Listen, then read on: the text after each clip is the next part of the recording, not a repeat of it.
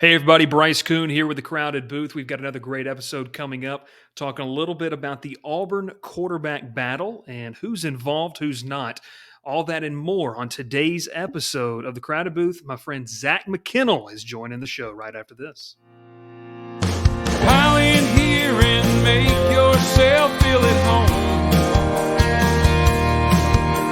The Crowded Booth is coming on. The Crowded Booth with Bryce Coon.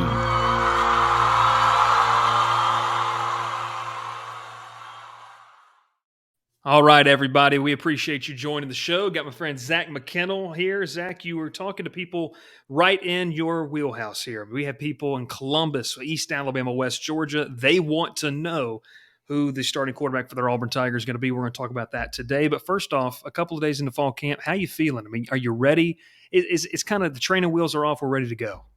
Yeah, I mean, it's been really good. Got to hear from pretty much all the coaches. Today was the first time that a lot of the, positional coaches were available. So, it was good to talk to Cadillac. It was good to talk to Ike Hilliard at the wide receiver spot. The defense offensive coordinator, Eric Keesall and Jeff Schmedding were available the first day of fall camp. Harsin's had two press conferences now, and we've got to hear from some of the top players. I know for Auburn fans, the biggest thing is offensive line development. And of course, everyone wants to know about the QB battle. But I think overall, the first few days of camp have been good. I think a lot of Auburn fans are ready to get those scrimmages out of the way because we want to see who's going to step up when the bullets start flying, because it's really good to look good in 7-on-7s, look good in, drills. But when it comes down to who can really play when things start hitting the fan, that's what I think Auburn fans are most looking forward to right now. Yeah, I had a conversation, obviously, with me covering tech, talking about how the quarterback's looking. And I said, look, these wide receiver DB drills, some of them look great. But until, that 6'6", 260-pound defensive end puts the pads on, it's going to be a little bit different. So we're going to talk about that today. But let's kind of start off here. I mean, obviously, it's an intriguing quarterback room. You and I were talking before the show about a couple of options that they do have. We'll start with Holden Geriner. Kind of give update for fans here on our show. Obviously, a highly touted freshman. I think he had a fantastic senior year over on the East Coast of Georgia that really elevated him to the 4-star status. Kind of, what's the plan? What's the long-term outlook for Holden Geriner? Kind of a quarterback of the future type of situation. Yeah, for sure. I think even Keesall even mentioned he's probably not in the running for the starting spot. Yeah, I think you're looking at him in a red shirt type situation, potentially get some time late in the games against some of the FCS squads or lower group of 5 squads we got on the schedule. But right now, man, I think they're just trying to get him up to speed on the college game, get him in the weight room, get him through his first fall camp, first fall season, turn him a promising high school quarterback, like you mentioned, very, very talented, has a very high upside. Get him ingratiated in the Auburn system, get him used to campus life, things like that, and then could be prime next year, maybe the year after that, to really compete for the starting job. But he's looked good, man. I mean, I think you can tell each and every day he looks a little bit more comfortable out there, and that's all you can ask for a freshman to go out there in his first ever fall camp with a lot of great quarterbacks he has to compete against. Man, he's got 3 guys who all have Power 5 experience, 2 guys who have played high level football in the SEC. I don't think he's run away from the moment or shrunk. He's coming along really nice. I think looking ahead, his ceiling is only getting higher for me. I really think he has the talent to be a starting quarterback one day in the SEC.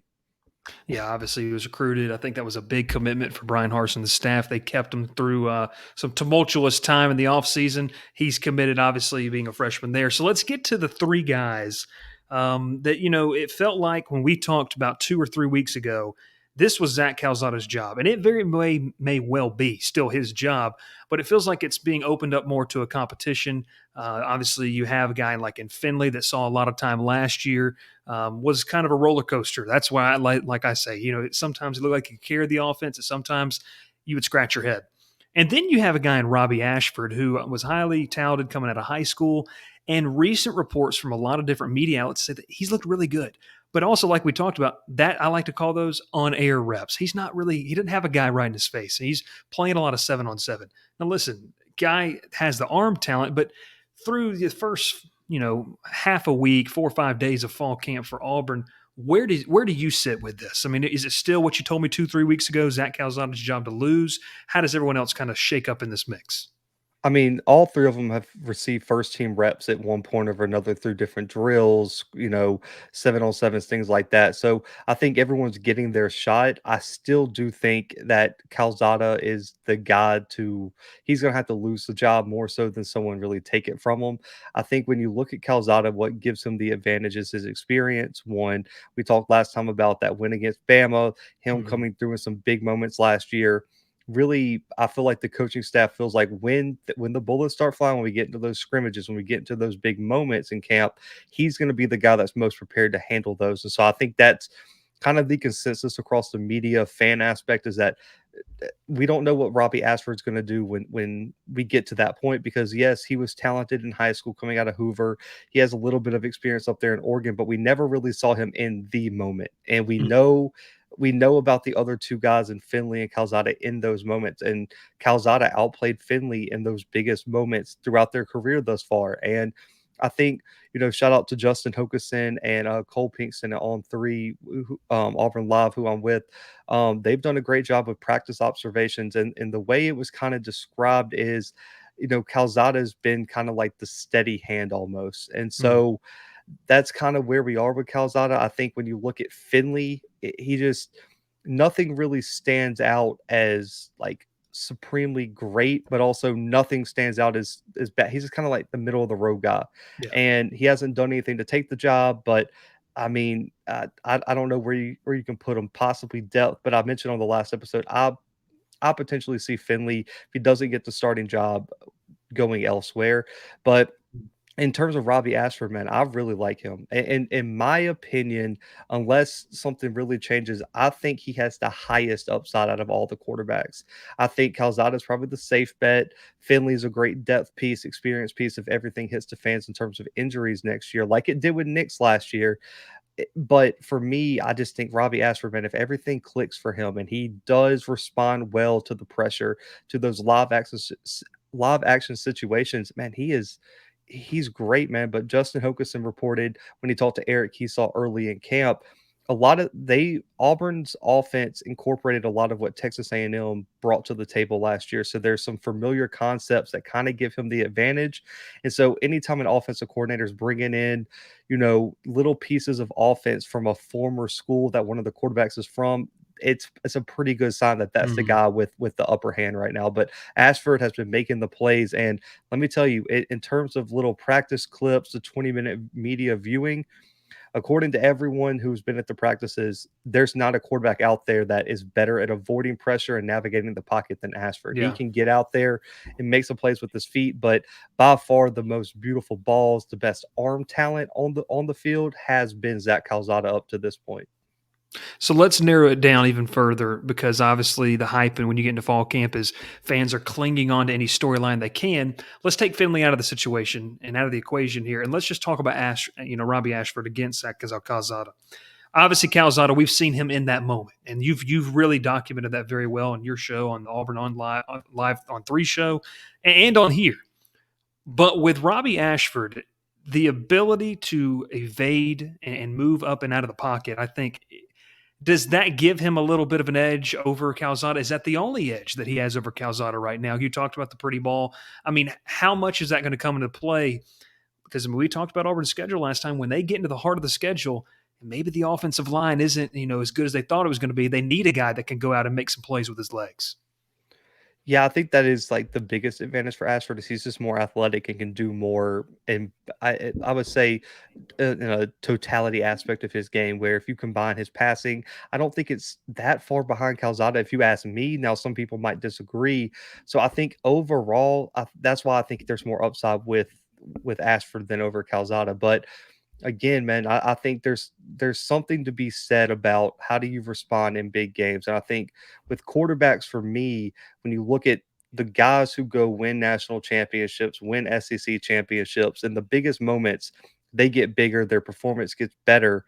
And I saw that from Calzada. I haven't seen that from Ashford. So for me, Mhm. it's kind of like a give and take. Yes, Robbie Ashford is the more athletic quarterback and possibly have the higher upside, But man, that's all great. But if we go out there and go play Georgia, go play Alabama, Ole Miss, some of these top SEC, projected SEC teams, and you can't do it against them, none of that matters. And Hmm. we've seen Calzada in those games go perform better than a lot of people thought he could. So I think that's what Ashford's fighting against. And also, man, it's so tough to come into a new system and with both of these guys and in a new conference and have no real game experience to kind of lean on. And I think Hmm. that's what's giving Calzada the small edge for a lot of people. But listen, if Robbie Ashford gets a shot, I'm rooting for him. But for me, I think Finley, you're right, is probably not in the real conversation for QB1. I know Jeffrey Lee over at On3 said in his opinion, he's still QB1 because he was the QB1 last year. And so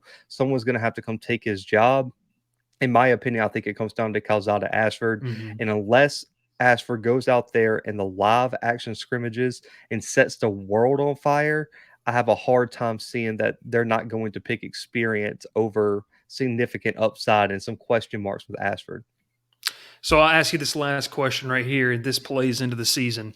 We talked about the front half of the schedule. Make sure to go check out that episode. It's going to be linked down below. Let's say Calzada suits up against Mercer, and let's say he suits up against all the way to San Jose State, and then they start to get to the LSU's. How willing is Brian Harsin's staff going to be to pull the trigger on a quarterback change? I mean, obviously, there's a lot of conversation surrounding Harsin's job. You and I talked about what success looks like. I mean, you feel like you have some viable options, but we can sit here and talk about it. How do you feel like that coaching staff feels if week 5, week 6, it's just been meh and they want to try to shake things up a little bit? How willing they're going to be able to pull that trigger? I think they're going to be pretty willing. They did it last year to a guy Yeah. who a lot of Auburn fans never thought would see a bench, and they did it against Georgia Southern. And there was a real conversation about whether if Nix or Finley was going to start that LSU game in Death Valley. Nix ended up getting the job and putting on one of the most impressive performances I've seen from an Auburn Hmm. quarterback in a while, even though it wasn't statistically just what he did to keep that team alive in Death Valley and get the first win since 1999 was impressive. So I think the narrative with Harsin and a lot of people got caught up in what the offseason coup or whatever you want to call it that happened. I think when you look at his SEC media day interviews, what he did with the t-shirts at fall camp where he gave them out to the media as a joke about the hats last season, he doesn't care what people think about him. I mean, let's Yeah. just be real. He says, I am Brian Harsin. If you don't like me, I don't care. If you like me, I really don't care either, and I'm going to do things my way. If Calzada goes out there and let's say, because Mercer is a top 25 FCS team. Like, let's say they take us down to, we only beat them by 7-10 or something like that. And it's a close game, similar to that Georgia Southern game. Man, there's going to be a lot of chatter outside that locker room about what are we going to do when San Jose State comes into town the next week, and then what are we going to do Hmm. because we got Penn State coming, and September 17th is going to be a big event because for Auburn recruiting, not having the Iron Bowl or Georgia game at home, Penn State and LSU are probably your two biggest games for recruiting that you're going to have at Jordan Hare. You cannot go into week 3 and get beat down by Penn State in front of your home crowd and Yeah. all those recruits that you're bringing in. You're going to have to get a big win. We've lost some recruits this all season to Penn State, to Georgia, to Alabama. The world is going to be looking at Harsin, and there's a lot of recruits, and y'all can go look at On3 Auburn Live if y'all want more info on that. There's been some recruits that have straight up told people, I want to go to Auburn, I want to consider Auburn, but I need to see what they do on the field. Mm. And so if I'm Harsin, I can't risk having too much loyalty to a quarterback because you even look across the SEC, too much loyalty to a quarterback probably cost Georgia a national title. It Hmm. won Nick Saban a national title, making a bold move and saying Jalen Hurts isn't getting it done. We're going to move on. And you saw Dabo Sweeney got a national title. Kelly Bryant, I'm sorry you led us to the playoffs, but we got Trevor Lawrence sitting here. So you can't have too much loyalty to a quarterback when it's a must-win situation. This guy's been at Auburn for a year and is already on every hot seat list in the country right now. And so Yeah. if I'm Brian Harsin, I know I don't have much rope left on my career at Auburn. And if I need to win, listen, if Calzada's not getting it done, if Ashford comes in and isn't getting done, I wouldn't put it past Harsin to find the guy who he trusts and gives him the best opportunity to win the game. And I think if you're an Auburn fan, I'm cool with it. If you are going to make an adjustment, which I don't think we saw Gus make many adjustments when he was at Auburn, and sometimes he was too low to quarterbacks, and we know what that whole narrative. I'm glad that Harsin is not afraid to make a change, because if we don't make a change, I don't think we beat Georgia Southern last year, and if he doesn't have the nerve to say, listen, I know Finley got us to win last week. Nix is our best chance to beat LSU. We don't go in there with Finley and beat LSU last year either. So I'm Mhm. going to trust Harsin to make that move. And I don't think him or Eric Keesall is going to be scared to make that move if it comes down to it. Opening weekend not too far away. Zach, we appreciate time. Let us everyone know they can find you, Blue Bloods, on three, the whole shebang. Where can they find you? Yeah, man. You guys can go check out Auburn Live at On3. I still believe the deal is $1 for a year, man. So that's a crazy deal, man. Keith Niebuhr, Justin Hokason, Cole Pinkston, Jeffrey Lee, all those guys do great jobs. We got a call-in show every Tuesday night at 6:30. Auburn Live YouTube, man. Check that out as well. But for myself, find me on Twitter at Zach McKinnell. Got my own show, The Blue Bloods. You can find us at the _Blue Bloods or the Blue Bloods on YouTube, man. If you're into FCS football or just national football in general, man, we cover it all, man. But I always love coming on here, Bryce, man. I appreciate you having me. Appreciate it, man. Hopefully, we get to see each other September the Yeah. 3rd down in Auburn as the Mercer Bears travel to face Auburn. And what I'm sure it doesn't matter the opponent, Jordan Hare is going to be rocking. I'm excited to experience it on the roadside. I've done that a couple of times, so it'll be a lot of fun. But appreciate it as always, man, and have a fantastic rest of your week. Thanks for watching, everybody. Make sure to hit the subscribe button, hit the notifications down below. And if you're listening on the radio, make sure to reach out to the station. Tell them how much you love watching and listening to the Crowded Booth.